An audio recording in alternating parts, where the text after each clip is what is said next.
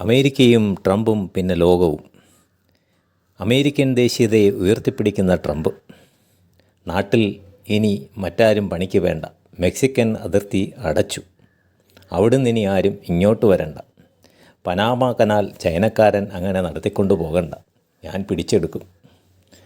ടിക്ടോക്കുകാർക്ക് വേണമെങ്കിൽ വർക്ക് ചെയ്യാം അമേരിക്കയിൽ, പക്ഷേ 50% എനിക്ക് തരണം. എണ്ണ ഇറക്കുമതി കുറയ്ക്കും, തദ്ദേശീയമായി കൂടുതൽ ഉൽപ്പാദിപ്പിക്കും. അന്യരാഷ്ട്രങ്ങളെ എണ്ണയ്ക്കായി കൂടുതൽ ആശ്രയിക്കുന്നത് ഒഴിവാക്കും.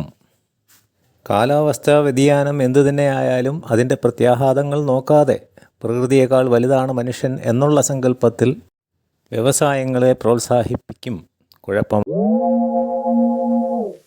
അമേരിക്കൻ സായുധ ശക്തി കൂടുതൽ മെച്ചപ്പെടുത്തും. കൂടാതെ സ്പേസ് പ്രോഗ്രാമും കൂടുതൽ മെച്ചപ്പെടുത്തും.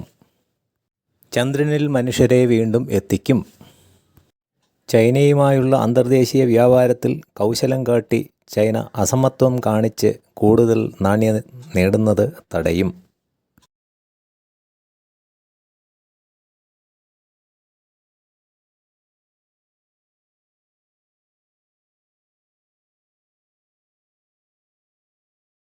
നീങ്ങിപ്പോകാൻ കാരണമാകും. നിലവിലെ സാഹചര്യത്തിൽ റഷ്യ അമേരിക്കയോട് ഒത്ത അല്ല എങ്കിലും പുടിനും ട്രംപുമായിട്ടുള്ള വ്യക്തിപരമായ ബന്ധത്തിൻ്റെ പുറത്തും ഭാവിയിലെ ചില ആവശ്യങ്ങൾ കണക്കാക്കിയും ഉത്തരാർദ്ധഗോളത്തിലെ 2 വൻശക്തികൾ ഒരു വശത്ത് വരും. ഇത് നോസ്ട്രഡാമസിൻ്റെ പ്രഡിക്ഷൻസിൽ പറഞ്ഞിട്ടുള്ള കാര്യമാണ്. അവർ ചൈനയുമായി യുദ്ധം ചെയ്യും. കനത്ത വില നൽകിയാണെങ്കിലും അമേരിക്ക യുദ്ധം ജയിക്കും. ഈ യുദ്ധത്തിൽ ഇന്ത്യയും റഷ്യയും അമേരിക്കയോടൊപ്പമായിരിക്കും.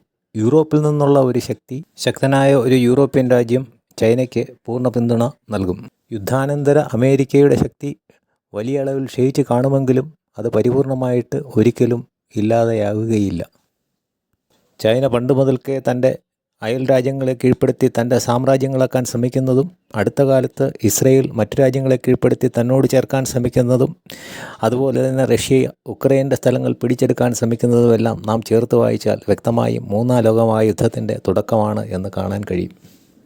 ഇപ്പോൾ അമേരിക്ക ഇതേ ആശയവുമായി മുന്നോട്ട് വരുമ്പോൾ വ്യക്തമായും അമേരിക്കയും ചൈനയും തമ്മിൽ ഈ ലോകത്തിൻ്റെ പലവിധ റിസോഴ്സുകൾക്കും അധീശത്വം സ്ഥാപിക്കാനുള്ള ഒരു ക്രമത്തിലേക്ക് തന്നെയാണ് പോകുന്നത്. 2-ാം ലോകമഹായുദ്ധകാലത്ത് ദേശീയത ഉയർത്തിപ്പിടിച്ച് ഹിറ്റ്ലർ ലോകമെമ്പാടും തൻ്റെ അധീശത്വം വളർത്താൻ ശ്രമിച്ചതുപോലെ